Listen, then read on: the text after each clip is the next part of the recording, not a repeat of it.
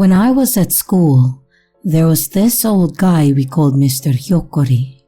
Not too far from school, on the way home, there was this vacant lot and us elementary school students would all go there and play after school. The entrance to the vacant lot faced the road, but other than that, it was surrounded by apartment blocks and houses. There were fences around our little playground, aka the vacant lot. And in one of the homes lived Mr. Hyokori, one that faced our playground. Back then, we would play baseball or tag there, and it was great. This old guy, Mr. Hyokori, would pop his head up and watch us, hence earning him that name. Hyokori in Japanese means to pop up from a hiding place or to peek or peep at someone. Sometimes, without anyone noticing him pop up, someone would spot him and quietly spread the word that he was watching. That's why he was called Mr. Hyokori, or Mr. Pop-Up in English. I mean, we never called him that to his face or teased him or anything. He didn't do anything to us either. We all thought that he just enjoyed watching us play baseball. He was strange looking though. He had these sunken eyes that were really gloomy. To me at that time, it's like his eyes, eyebrows, and beneath his eyes formed a kind of a figure of 8. I swear as well, we could never place the expression on his face. It looked like he was perpetually between laughing and crying, between deep concern, yet on the verge of giddy laughter. A new kid would come along to play in our makeshift playground, and they would always remark that Mr. Pop-Up was creepy, but eventually they'd get used to him just as we had. It came with the territory, and I guess feeling his eyes on us now and then was a small price to pay to play uninterrupted. When the sun began to set, we would all head home, and he'd be gone by then too. I know, it's really weird that we were so okay with it, and that Mr. Pop-Up was in our lives.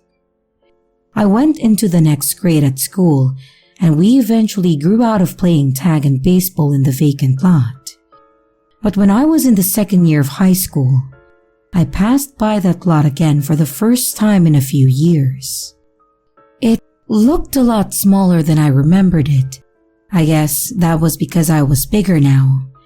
Memories of fun summer days of baseball with old friends came flooding back to me, and I felt a bit nostalgic and a bit sad, I guess. Those were better days. I completely forgot about Mr. Pop-Up, and I was staring at the fences, which were now covered in moss. I can't describe it, but I felt very odd, like a kind of anxiety. What was this? I wondered. I felt like something was out of place, something was bugging me. That's what it is. The wall. It must have been about 2 meters tall. I guessed I never noticed as a child since everything seemed big at that age. If you are going to peep over a wall this height, you would have to be over 2 meters tall or be on some sort of platform. And I remembered Mr. Pop-Up in that moment and shuddered. The next day at high school, I told some of the friends that I used to kick about with on that vacant lot what I had discovered, and we began to talk about Mr. Hyokori. The wall was too high to see over. I was curious though. I wanted to see what kind of life he was living back there, as if it was a dare. I didn't feel like doing it myself though, so I dared 3 friends to come with me and check out Mr. Pop-Up's house. Before heading over, we confirmed with some of the younger students that Mr. Pop-Up was still active and watching. Some kids who play soccer in the empty lot said that they saw him often. So a couple of nights later, we went to his house. The moment we got there, I wanted to go home immediately. I had this terrible feeling that something bad was going to happen. I didn't want to look like a wuss, so I kept my mouth shut. His house was about 50 years old, one of the classic-looking Japanese ones. The garden was full of overgrown weeds, and it looked abandoned. So, the four of us crept into the garden, and I was the third from the front. The guy in the front suddenly stopped. The second in line asked, "What's the matter?" No reply. Then the guy in front gestured towards something. I looked in that direction and I saw what had made him silent. We saw Mr. Pop-Up was in the garden. We could see him from behind. He was floating. I couldn't believe my eyes. I couldn't see his feet, but what he was wearing was tattered and reddish. One of my friends screamed, and it felt like he would never stop screaming. Mr. Pop-Up turned his head around. His eyes crossed over all of us and locked with mine. His eyes danced like fire, and he glared at us. I couldn't stand it any longer. We all ran for it. We all ran back towards our high school, and I don't know why we did that. Since that night, we have never returned to that vacant lot. Kids at school still say Mr. Pop-Up is still watching them play. There are some theories at school about what he is. Some say that he's a ghost. Others say an alien. And of course, there are plenty who say that our eyes were playing tricks on us, or that we were just making it up.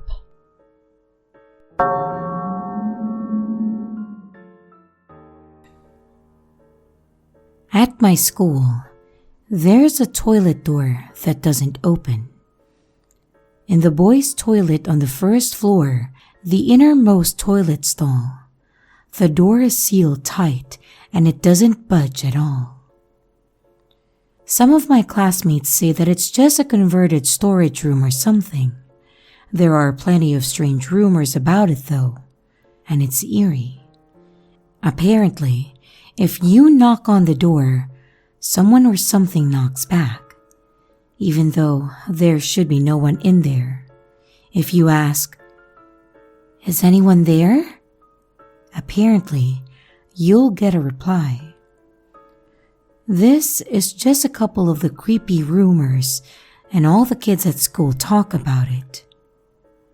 One day, my friend and I wanted to see if there was any truth in these rumors.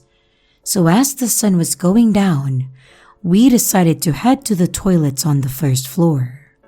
There wasn't anything especially different about the toilets on this floor. They were the same layout and design, but there was something about the atmosphere there that was a little different. Perhaps it was our anticipation, but I don't think it was. The innermost toilet door, like the rumors said, wouldn't budge, and we tried to heave it open, but it seemed like it was sealed shut. We tried going into the adjoining toilet stall and climbing up to get a peek over the top, but that big above the toilet stall wall had been boarded up, so we came to a dead end. "Well, someone knocked then," one of my friends said. Another of my friends, let's call him A, took on the dare. A approached the toilet stall and knocked. The bathroom fell into an eerie silence, and it felt cold in there. For a while, we waited for a response, but there wasn't one. We were kind of disappointed. "Try asking if someone's there," one of my friends called out to A. "Is anyone there?" A asked. The only sound we heard was the steady drip of the bathroom tap. "Looks like the rumors are fake then," A said while breaking the silence. We all laughed and it eased the tension a little. "Let's go, guys," A said. B started whistling some tune or other as we turned to leave. Then, I didn't want to admit to the impossible, but it sounded like the door opened. No one wanted to turn around. "I think the door's open," A said. Still, none of us turned around. I was the closest to the toilet, and I tried to shake my fear off and began to turn to face it. At that time, my friend began to scream and then ran out of the bathroom. A and I ran after him, and we caught up to him, and he was sat on the stairs with his head in his hands. "What happened? Did you see something?" A asked him. "There was something in the stall," he said. "What?" I asked. "Something like an altar for worshipping," he said. It was covered in blood, dry blood." "Really? In a toilet stall?" "It's true." We all headed back to the bathroom, and we crept in side by side. I really didn't want to go back, but the other two did. And when we got back there, we found that the toilet stall door was shut again. Once more, we tried to heave it open, but it wouldn't budge. We went home very confused. After about a week, my friend, the one who saw the strange altar in the toilet stall, approached me with a problem that he had been having. At night, no matter where I am, whenever I go to the toilet, someone knocks on the door. I ask my family, but they say they're not pranking me. Every night, I don't want to go to the toilet at night anymore. Something's followed me from that stall. It sounded like whatever was happening to him wasn't about to stop. Anyway, A and I are going to head over tonight to try and see if we hear the knocking too. And I hope that he's just hearing things. But who knows? Note: there are no further posts by this author.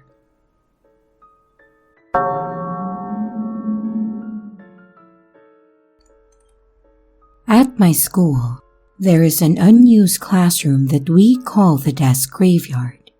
What that means is that it's basically a storage room with a huge amount of desks in it. There are a lot of rumors about that room. It is said that sometimes you can hear certain sounds coming from the desk graveyard, even when there isn't anyone in there.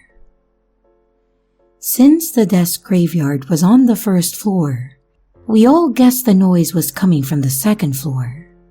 The library is above it though, and the sounds we would hear would be running, rummaging, and occasional thumping sounds.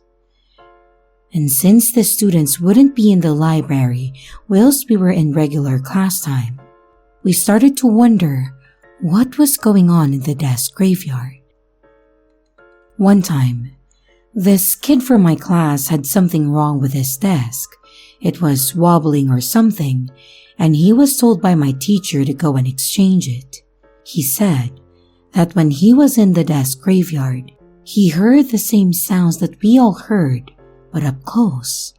I was tempted to think it was just an earthquake or something, but the kid was adamant that it wasn't. He quit picking out a new desk and then hurried back to class. He came back white as a ghost and convinced something paranormal was going on in that room.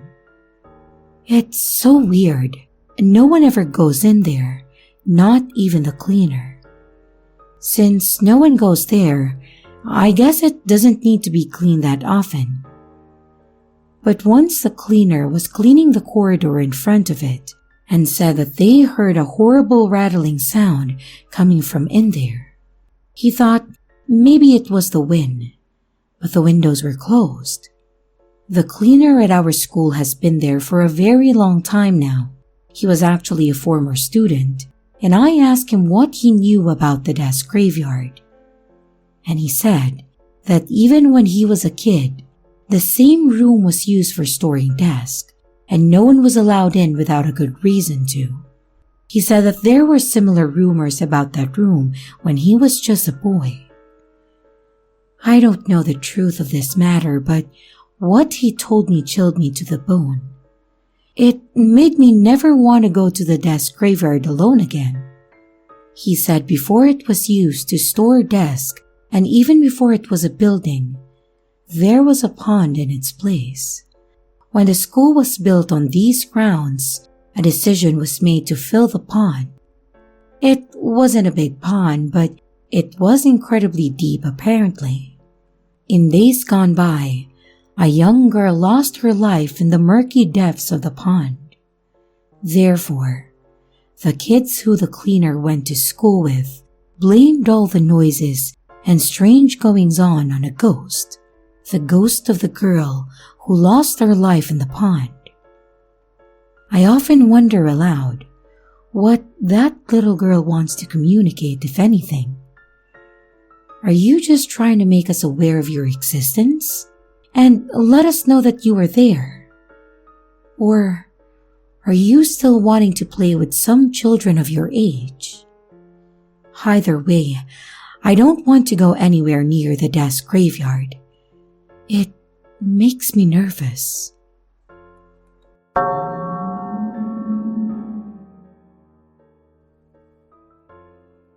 Last winter, my girlfriend and I had a huge argument while we were driving home late night in the mountainside. She kicked me out of the car and left me there. I thought that she would come back soon, but she didn't. And to top it off, I realized that my phone was in her car. It was the dead of the night. Not a single car passed by, so the only option was to walk. I was so annoyed. As I knew the mountain, I decided to use a shortcut instead of the road that my girlfriend and I drove up.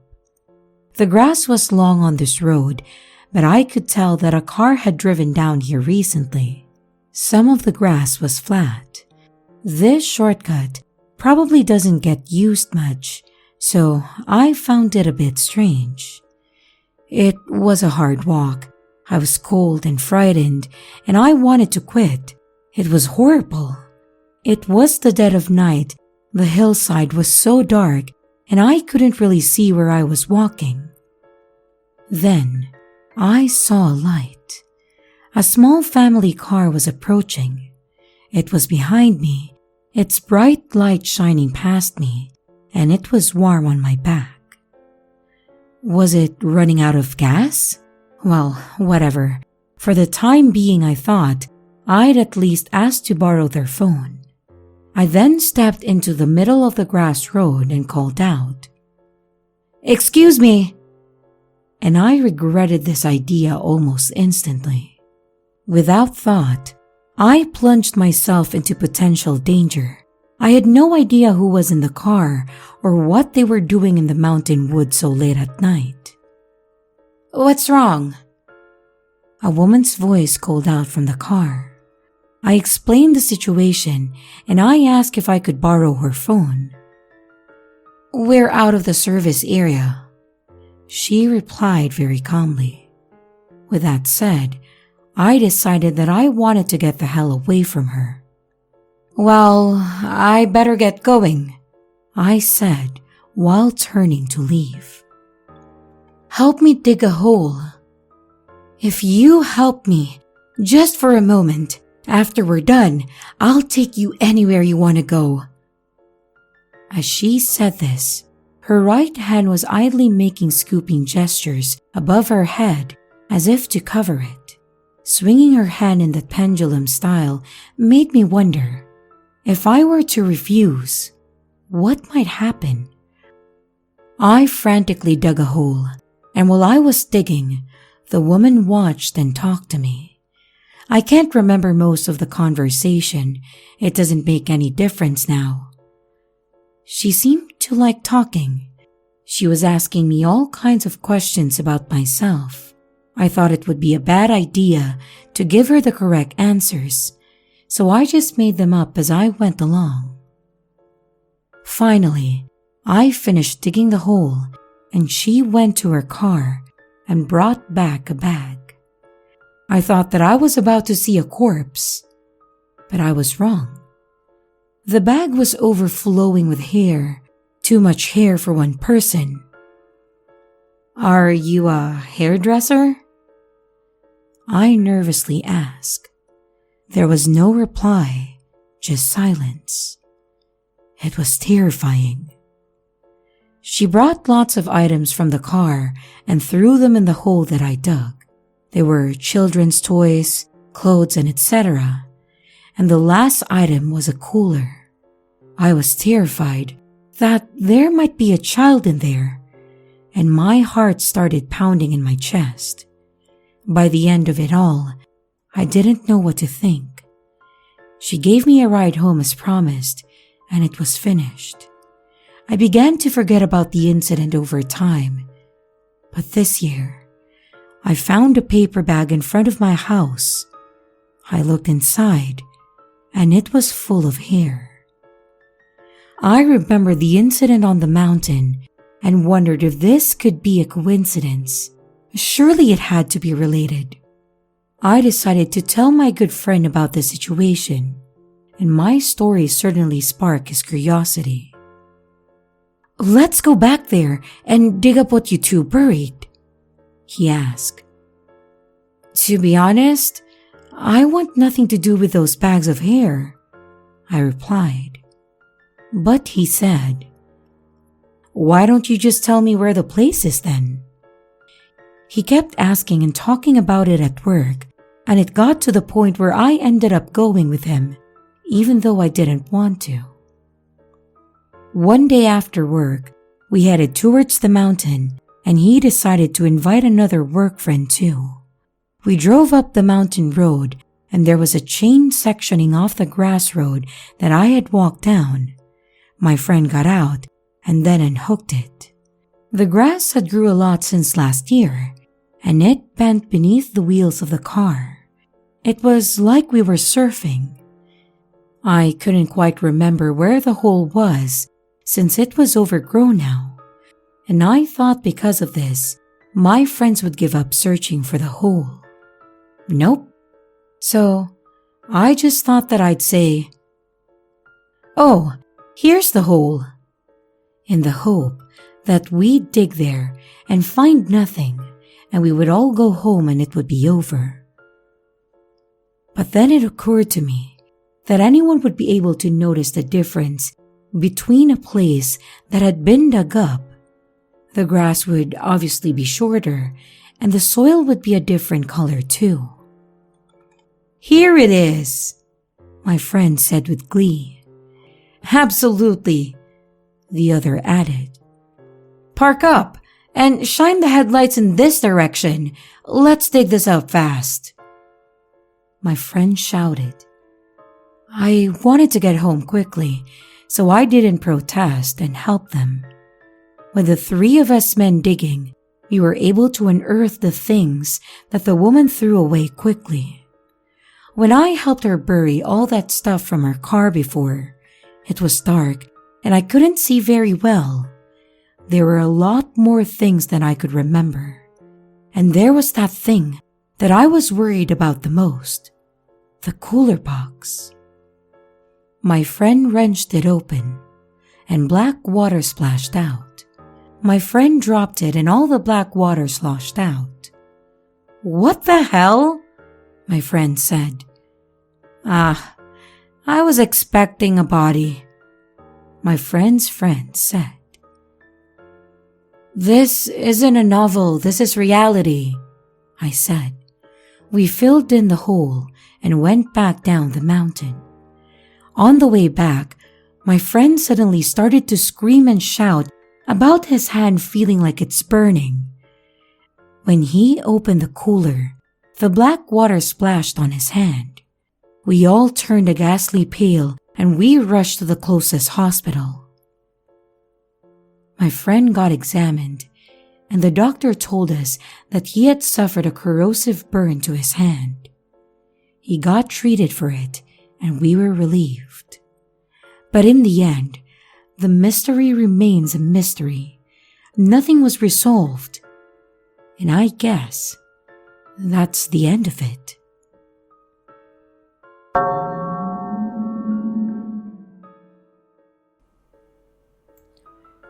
My son and I climbed Mount Ikoma during Golden Week. He's 4 years old, but I thought that he might be able to manage it, so we set off. The weather was great. It was the perfect day for a hike. We got off at Ishikiri Station and slowly began heading towards the mountain. I was thinking, "Isn't this wonderful?" to myself as we approached the mountain trail. A beautiful woman was walking down the trail towards us. I said hello, smiled, and offered a little bow in her direction. My son innocently asked, "Do you know her?" I chuckled and explained to him that it is customary to greet people you pass when you hike in the mountains. But suddenly, the woman that my son and I passed was back. She was running towards us, and she snatched my son up into her arms, held him tightly, and started to run. Neither my son nor I knew what was happening. He screamed "Daddy," and she was running at a frightening pace up the trail. My instinct as a parent took over. Before I knew it, I was in a full sprint after her and my son. But due to the lack of daily exercise, I wasn't as fast as I expected. My legs didn't move fast. She was still keeping her incredible pace up the mountain trail. I saw my son's face was wet with tears. I was terrified that this would be the last time that I would see my son alive, as she created more distance between me. I felt like dying. I wondered if people who don't have children could ever understand this feeling. I thought, life isn't worth living without my boy. I'm getting my son back, I thought as I ran. The woman was shouting something. "Hishiki, emishi, yurie, no," asked someone. As far as I can remember, that's what she said. My son was bawling his eyes out and my chest felt tight. However, when a human being is desperate enough, anything is possible, and I was getting closer to my son's extended hand. My heart was pounding in my chest and my legs were turning to jelly. My throat was hoarse and I was so thirsty.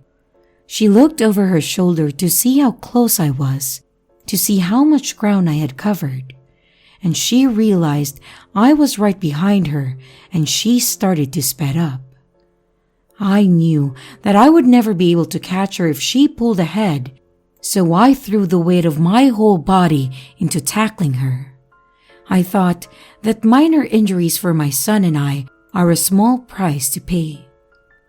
The force of my tackle threw my son from her arms and she hit the ground face first. Without a moment's delay, I mounted her and restrained her, and I grabbed her by the hair. "What the hell are you trying to do?" I tried to shout this, but it came out in a raspy, breathless whisper. She spat at me. She screamed. She struggled against me, and I shouted at her. I unleashed all my anger through words, then I released her and went to comfort my son. "Are you all right?" I asked.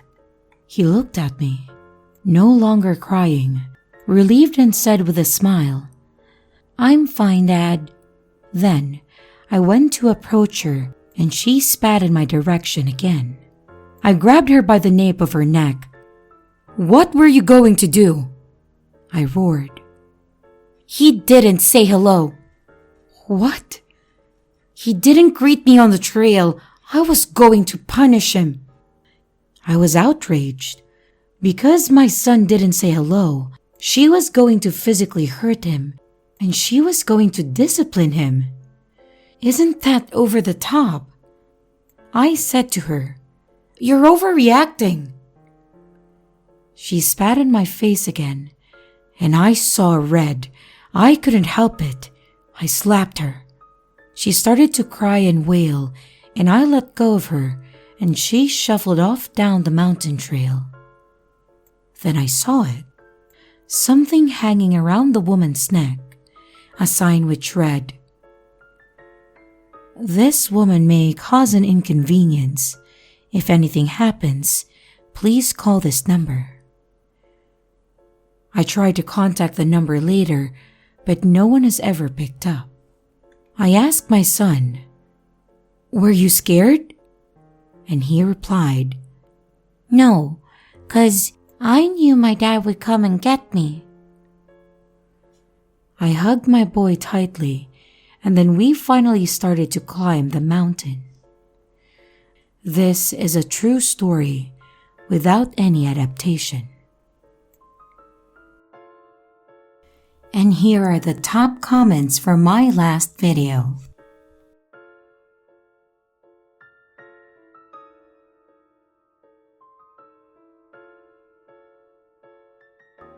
Welcome to Miss Creepy Tales Riddle Time. If you know the answer, feel free to leave it in the comments. And the winner gets to be featured in the next video. I'm an odd number. Take away a letter and I become even. What number am I? Hello everyone, it's your creepy sister here. Thank you so much for watching the video. I really appreciate each and every one of you. But I would also like to thank my amazing patrons, my top tippers, and my dearest channel members. Thank you very, very much. I really appreciate it with all of my heart. If you want to support the channel further, you could also choose to become a patron, a tipper, or a channel member. But remember, it's appreciated, but never a requirement. I would also like to announce that we have merch now. The link is in the description of the video, along with all my other social media links, like my Discord server, Twitter, Instagram, and others. You can connect with me and send your stories there. And don't forget to like and subscribe if you haven't yet, and comments are highly appreciated. And remember, your fear feeds me.